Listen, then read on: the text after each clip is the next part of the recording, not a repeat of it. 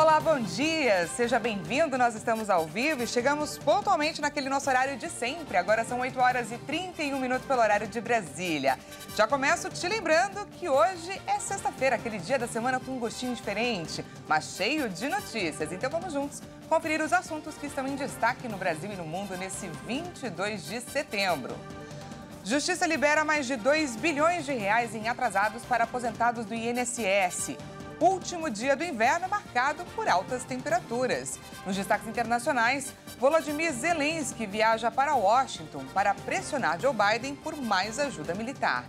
E no litoral de Santa Catarina, jovem tenta formar tesouro na areia das praias com anéis, correntes e moedas perdidas pelos turistas. Pois é, a gente te conta tudo isso e muito mais a partir de agora. A Justiça liberou mais de 2 bilhões de reais de atrasados para os aposentados do INSS.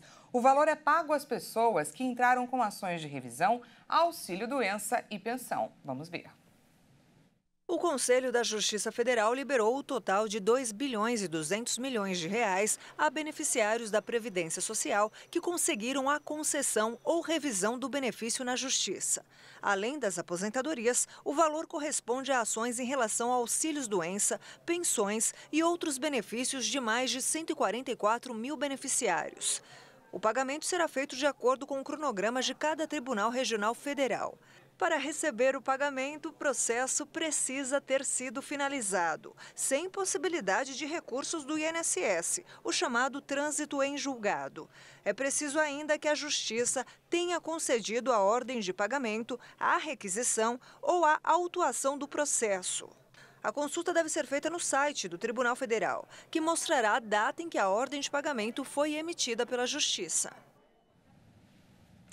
O Supremo Tribunal Federal formou maioria nesta quinta-feira contra a tese do marco temporal, um julgamento considerado chave para o futuro dos povos originários e suas terras ancestrais. Foram 9 votos a 2, só votaram contra os ministros André Mendonça e Cássio Nunes Marques. Indígenas que acompanhavam a votação em Brasília comemoraram a decisão. Um misto de alegria e choro foi registrado em frente à mais alta corte do Judiciário, que concluiu com 9 votos a favor dos povos originários dos 11 magistrados que compõem o STF. Então, para a gente hoje derrotar o marco temporal é garantir que a história do país tem sim os povos indígenas nela e reconhecer os seus territórios é mais do que direito, é histórico e fundamental ter um reconhecimento. Então, para a gente, esse momento de hoje é muito importante, é uma vitória do movimento indígena. Estou feliz demais, porque hoje o povo Xoclém está tendo realmente o seu direito reconhecido. O povo Xoclém está garantindo a terra para os seus meninos. E o marco temporal, que não deveria nem estar em votação, está liquidado. A nossa terra indígena está salva.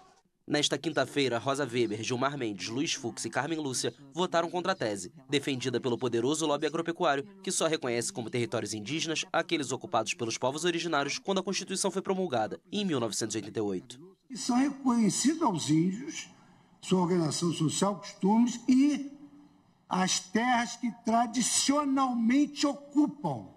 Então, no momento da propositura da ação, quem ocupava a terra? Os índios.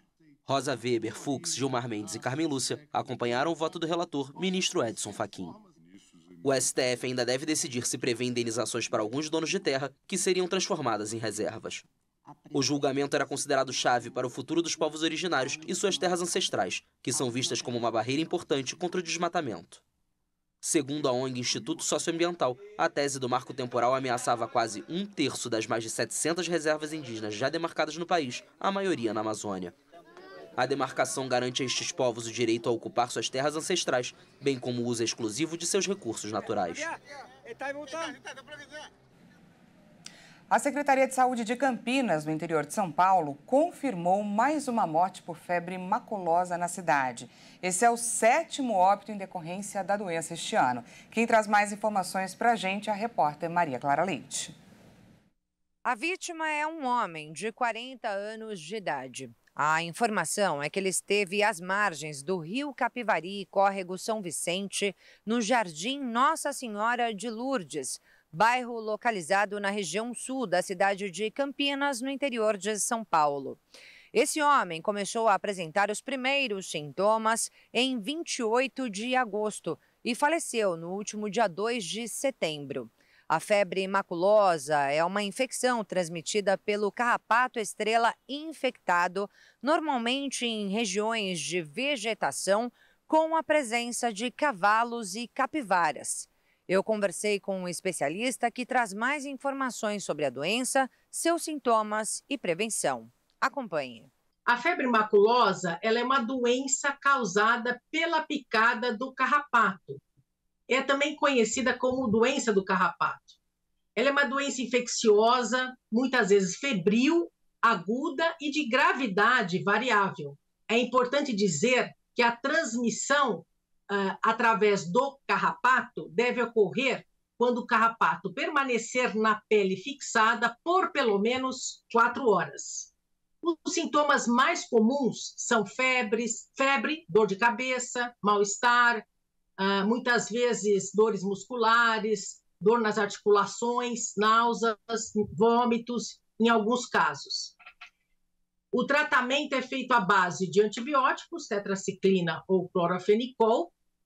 Não existe vacinas, portanto, é importante que a pessoa se proteja contra a febre maculosa.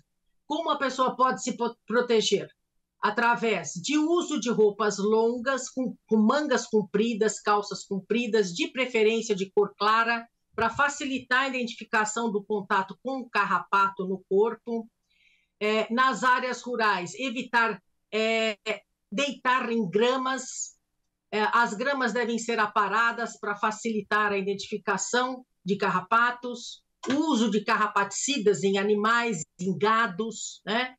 E observar qualquer sintoma ou qualquer caso na região, procurar o posto mais próximo ou hospital e de preferência, atendimento médico. Bem, nesses 9 meses de 2023 até setembro, o Brasil registrou 9 casos de febre maculosa com 7 óbitos. Mesmo número de mortes registrado em todo o ano passado. Um dado levantado pelo IBGE mostrou que o rebanho bovino cresceu mais uma vez no Brasil e alcançou um novo recorde em 2022. Atualmente, o Brasil tem 15% mais bois do que pessoas. Segundo os dados informados pelo IBGE, atualmente o Brasil conta com mais de 234 milhões de cabeças de gado. Na comparação com o Censo Demográfico 2022, foi sinalizado que o rebanho bovino atualmente é 15,4% maior do que o número de habitantes no país. O dado representa uma alta de 4,3% em relação ao efetivo de 2021.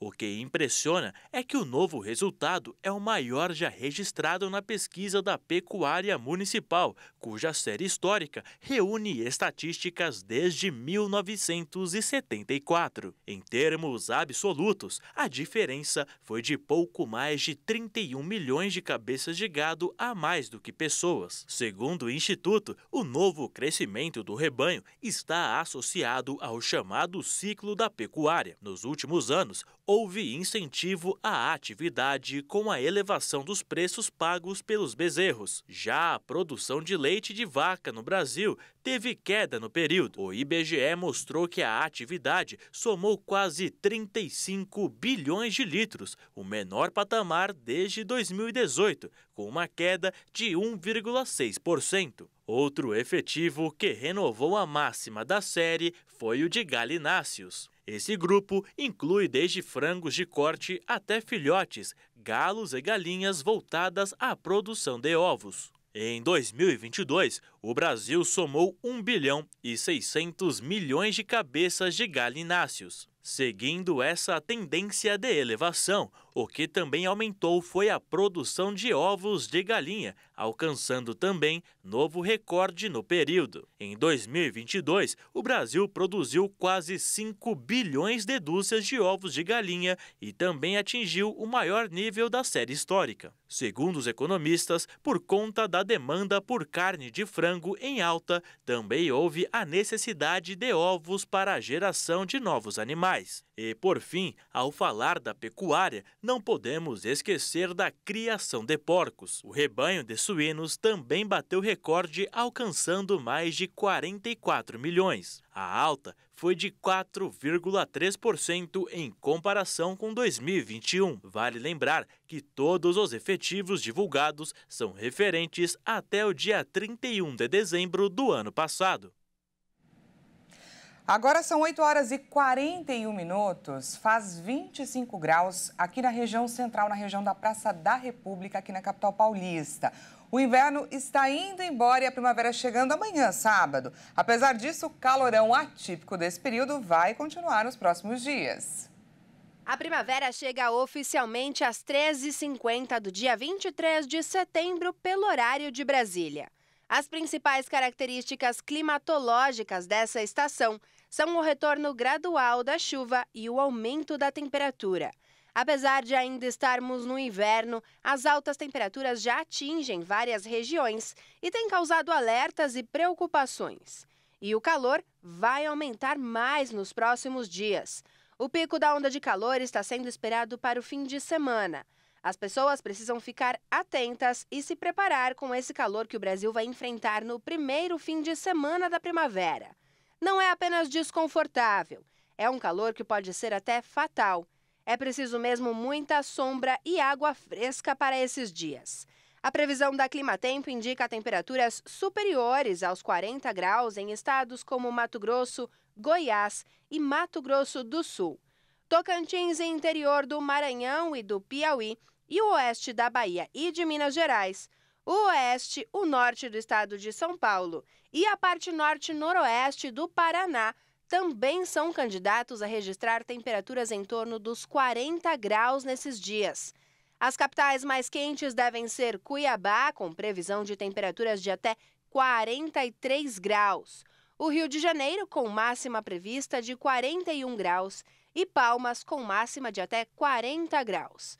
Também há previsão de chuva forte no primeiro fim de semana da primavera sobre o Rio Grande do Sul e para a Serra Catarinense, Litoral e o Vale do Itajaí.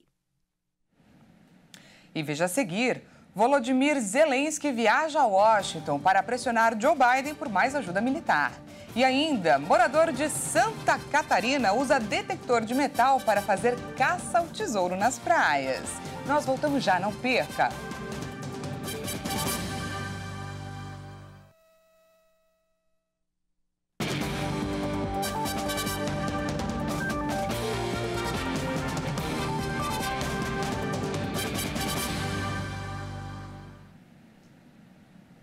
Seja bem-vindo mais uma vez, nós estamos de volta e ao vivo, 8 horas e 47 minutos pelo horário de Brasília. Voltamos com mais notícias dessa sexta-feira para você.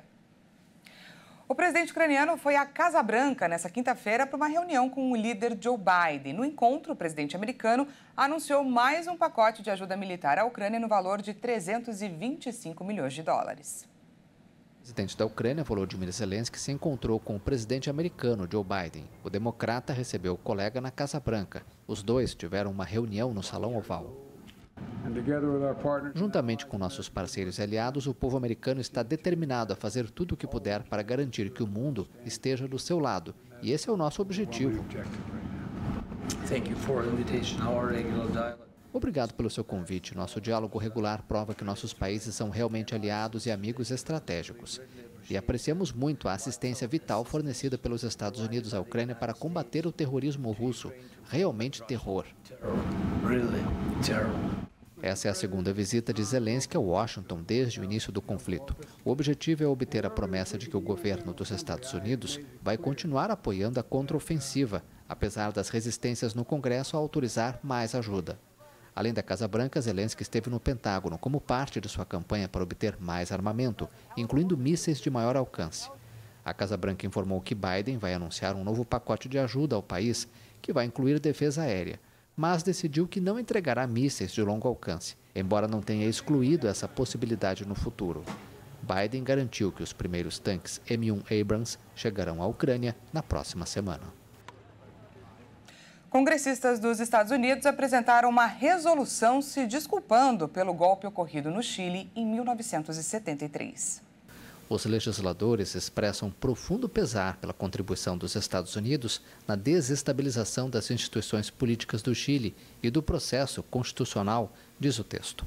E também por ter contribuído para a consolidação da ditadura militar repressiva do general Pinochet, acrescenta a resolução. Depois de 1000 dias no poder, quando Salvador Allende estava disposto a convocar um plebiscito na tentativa de sair da profunda crise política e econômica que o país vivia, o presidente foi deposto pelas Forças Armadas lideradas por Pinochet, apoiado pelos Estados Unidos em um contexto de Guerra Fria contra a influência soviética. Nas últimas semanas, a pedido do Chile, o Departamento de Estado tornou públicos fragmentos de 2 documentos de 1973, demonstrando que o ex-presidente americano Richard Nixon sabia dos planos militares para depor Allende. Segundo arquivos que tiveram sigilo suspenso, Nixon deu ordens para que a agência de inteligência americana, a CIA, fizesse com que a economia gritasse e bloqueasse de forma sigilosa a posse de Allende. Sob a supervisão do então assessor de Segurança Nacional, Henry Kissinger, a CIA se esforçou para criar um clima golpista e criar as melhores condições possíveis para conduzir os militares ao poder. O governo de Joe Biden prorrogou o programa que autoriza residência e trabalho para os cidadãos da Venezuela que entraram no território estadunidense antes de 31 de julho de 2023. Com a nova medida, cerca de 472 mil venezuelanos adicionais poderão fazer a solicitação. De acordo com o governo norte-americano, a decisão foi feita devido à crescente instabilidade e falta de segurança na Venezuela. Nesta nova designação, os solicitantes devem provar que são cidadãos venezuelanos ou pessoas sem nacionalidade com a última residência na Venezuela. Os imigrantes também devem ter vivido continuamente nos Estados Unidos desde 31 de julho. Washington enfatizou que os venezuelanos que chegaram depois dessa data não são elegíveis para essa proteção e serão expulsos se for determinado que não tem base legal para ficar. O TPS foi estabelecido pelo Congresso para estrangeiros que não podem retornar com segurança ao seu país devido a desastres naturais, conflitos armados ou outras condições extraordinárias. O governo está sob pressão há semanas, principalmente em cidades como Nova York, onde mais de 100 mil requerentes de asilo chegaram desde abril do ano passado. A China acumula casos intrigantes que envolvem a cúpula do poder cada vez mais à sombra da presidência de Xi Jinping. Primeiro, um chanceler foi afastado, depois, o ministro da Defesa sumiu dos eventos públicos. Um caso que aumenta as intrigas na cúpula de poder na China. Li Shangfu foi nomeado ministro da Defesa há 6 meses, mas não se sabe dele há semanas. De acordo com o Financial Times, autoridades americanas acreditam que ele está sendo investigado e foi afastado do cargo. A porta-voz da diplomacia chinesa, Mao Ning, ao ser questionada sobre o assunto, foi taxativa. Não tenho conhecimento da situação em questão. Algo semelhante aconteceu em junho com Qin Gang, então ministro das Relações Exteriores. Nomeado em março e considerado um aliado próximo de Xi Jinping, ele foi demitido sem explicações no final de julho, após semanas ausente de eventos oficiais. Ao mesmo tempo, a China anunciou que o ex-comandante da Marinha, Wang Houbin, estava assumindo a unidade de mísseis após relatos de uma investigação de corrupção. Seu antecessor, Li Yushao, também havia desaparecido semanas antes, sem nenhuma explicação oficial na imprensa estatal. Desde a sua ascensão à chefia do Partido Comunista em 2012, Xi Jinping reforçou o controle sobre o governo, com aliados políticos leais nos cargos de maior responsabilidade. O combate à corrupção é um tema central para o presidente chinês, que logo que assumiu o poder, iniciou uma ampla campanha para abordar o problema. Apesar de alguns elogios às medidas, os críticos também apontam a campanha como um meio eficaz de afastar rivais. Se as primeiras etapas pareciam direcionadas contra possíveis oponentes, as investigações mais recentes também afetaram aliados de Xi. A ausência de explicações oficiais permite todo tipo de especulações sobre a administração chinesa.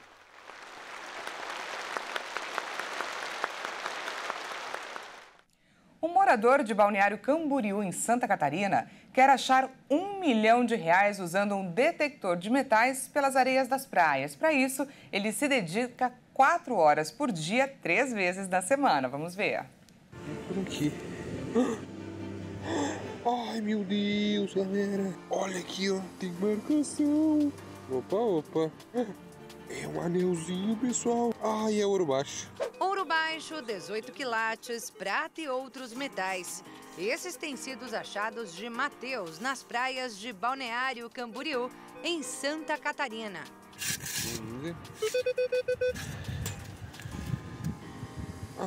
Aqui, ó. Ai, pessoal, é um anelzinho. Que coisa linda. O jovem de 25 anos se apresenta como detectorista, aquele que procura objetos com uso do detector de metais. Um hobby desenvolvido ao lado do pai há cerca de uma década. A gente comprou um detector bem simples, assim, que não aparecia nem sinais, IDs. Naquela época não tinha muita tecnologia ainda, né? Aí a gente ia pra praia e ia lá pegar moedinha. Caiu, ó. Opa! Aí, pessoal, 50 centavos. Demos sorte, hein? Bora, pra próxima. Só que ao invés das moedas, a família encontrava muito lixo. Por isso, aos poucos, o detector foi aposentado. Até que um ano atrás... O meu pai trouxe a ideia de novo, né? Até como a gente tinha esse detector guardado, a gente falou, vamos lá na praia ver o que dá, né? Só que dessa vez vamos gravar, para ver como é que se sai nas redes sociais, né? Foi um sucesso. Uma única rede já acumula mais de 160 mil seguidores e a outra tem quase 40 mil. Ambas somam milhares de visualizações das buscas que viraram saga. Olá pessoal, eu sou o Matheus. Decidi fazer uma saga do 0 a 1 milhão de reais apenas com o meu detector de metais. Matheus e Edésio, o pai dele, vão às praias catarinenses 3 vezes por semana em horários de maré baixa para a caça ao tesouro. Entre os itens encontrados, o jovem destaca estas moedas. Eu achei as duas juntas, são duas moedas de prata, uma de 1935 e uma de 1922. E são moedas bem especiais, assim, sabe? Especiais e valiosas, bem como outros itens. Se vender tudo que achou nesse um ano de buscas, Matheus acredita que pode faturar quase 5 mil reais. Mas a ideia, por enquanto, é guardar as peças às 7 chaves.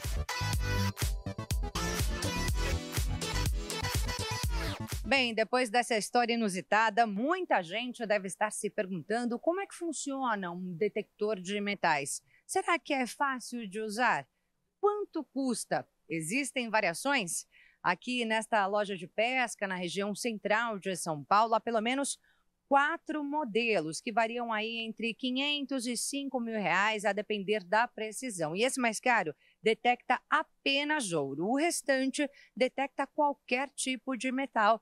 O André tem um aqui nas mãos, ele que é subgerente da loja, vai mostrar pra gente como é que funciona, André.